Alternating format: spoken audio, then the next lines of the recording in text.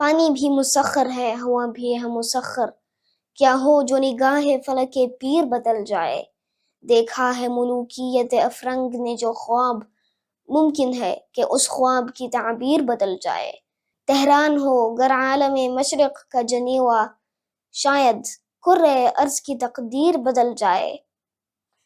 آج 14 اپریل 2026 مطابق 26 شوال 1447 ہجری ہے۔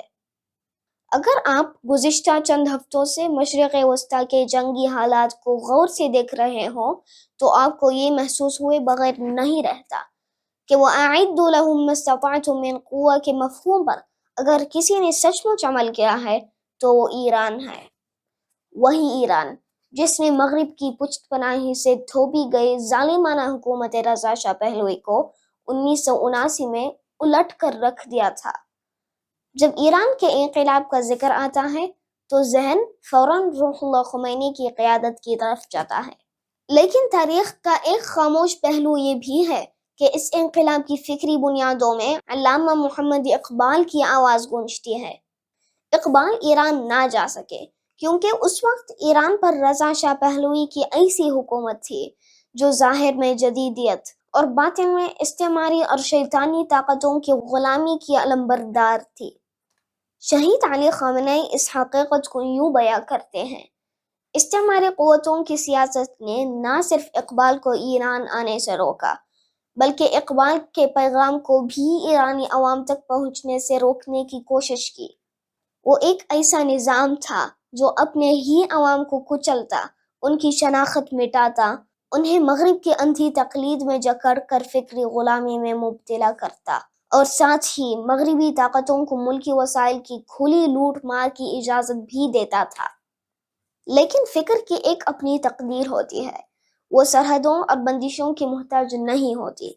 اقبال کا کلام خاموشی سے ایرانی نوجوانوں کے شعور میں اترتا رہا۔ خامنہ یہ بھی فرماتے ہیں کہ اقبال نے کبھی خود کو برِ صغیر تک محدود نہیں رکھا، چنانچہ وہ ایران کی طرف متوجہ ہوئے۔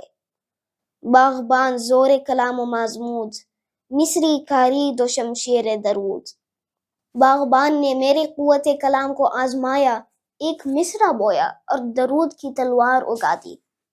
یہ محض ایک شعر نہیں بلکہ اقبال کے اس یقین کا اظہار ہے کہ لفظ اگر زندہ ہو تو تلوار سے زیادہ اثر رکھتا ہے۔ اقبال کی نظر میں ایران محض ایک خطہ نہیں بلکہ ایک زندہ تہذیبی امکان تھا۔ اسی شعور کے تحت انہوں نے فارسی کو وسیلہ اظہار بنایا اور ایرانی روح سے مکالمہ قائم کیا۔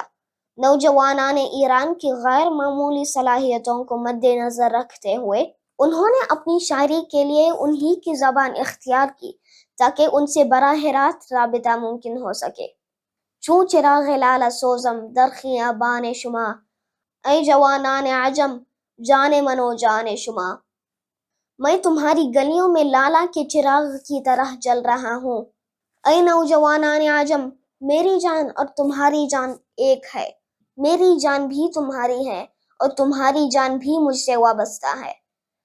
غوطہا زد در ضمیر زندگی اندیشہ ام، تا بدست آوردہ ام افکار پنہان شما، میرے فکر نے زندگی کی گہرائیوں میں غوطے لگائے، تب جا کر میں نے تمہارے پوشیدہ خیالات کو پا لیا۔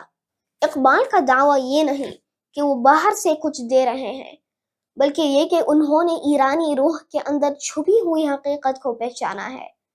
فکر رنگینم کند نظر تہی دستان شرق، میری سوچ مشرق کے ان محکوم لوگوں کے لیے ہے، میرے فکر مشرق کے ان لوگوں کے لیے وقف ہے جو مغرب کے زیر اثر دبے ہوئے ہیں۔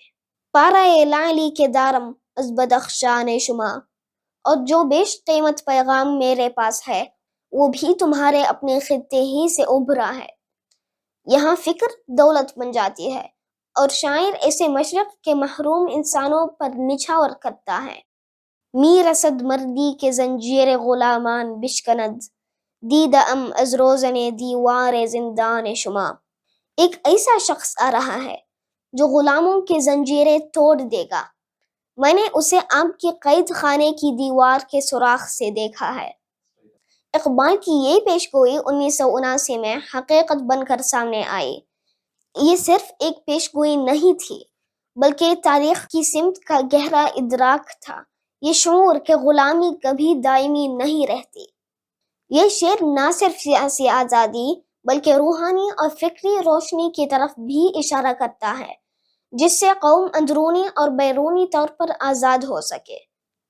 حلقے گرد منزنید اے پیکران آب و گل، آتشی در سینہ دارم از نیکان شما۔ میرے گرد جمع ہو جاؤ اے مٹی اور پانی سے بنے انسانوں، میرے سینے میں تمہارے ہی آباء و اجداد کی ایک جلتی ہوئی آگ ہے۔ یہاں اقبال ایرانیوں کو مخاطب کر کے اجتماعی شعور اور اتحاد کی دعوت دے رہے ہیں۔ وہ کہتے ہیں کہ میرے فکر کے گرد جمع ہو جاؤ کیونکہ میرے سینے میں وہی آگ موجود ہے جو تمہارے آباء و اجداد میں تھی، یعنی غیرت، آزادی اور کھوئی ہوئی عظمت کو دوبارہ حاصل کرنے کا زندہ جذبہ۔ یہ دراصل ایک ایسی دعوت ہے جو ماضی کی آگ سے روشن ہے اور مستقبل کو بھی منور کرنے کی صلاحیت رکھتا ہے۔ ایرانی مفکر علی شریعتی نے اسی فکر کو اپنی راہ بنایا۔ ان کے مطابق وہ ان لوگوں میں شامل ہیں جو اپنی تاریخ کو اقبال کے اسلوب میں سمجھنے اور بیان کرنے کی کوشش کرتے ہیں۔ انہوں نے اقبال کے افکار کو محض پڑھنے تک محدود نہیں رکھا بلکہ انہیں ایرانی معاشرے کے اجتماعی شعور کا حصہ بنانے کی بھرپور کوشش کی۔ اسی لیے بہت سے اہل فکر اس بات پر متفق ہیں کہ ایران کے انقلاب کی فکری بنیادیں اقبال کی شاعری میں پہلے ہی سے موجود تھیں، جنہوں نے بعد میں ایک منظم شعور کے شکل اختیار کی۔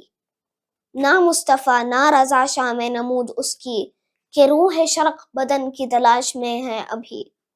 اقبال اس شعر میں مصطفیٰ کمال اتاترک اور رضا شاہ پہلوی کی طرف اشارہ کرتے ہوئے واضح کرتے ہیں کہ ان میں مشرق کی حقیقی فکری قیادت کی جھلک نہیں تھی۔ ان کی حکمرانی استبداد اور سطحی قوم پرستی تک محدود رہی، چنانچہ عوام کو حقیقی آزادی نہ مل سکی۔ اسی بنا پر اقبال کہتے ہیں کہ مشرق کی اصل روح ابھی اپنے مناسب قالب کی تلاش میں ہے۔ اقبال کی شاعری محض جمالیاتی تجربہ نہیں بلکہ ایک گہری فکری بیداری ہے۔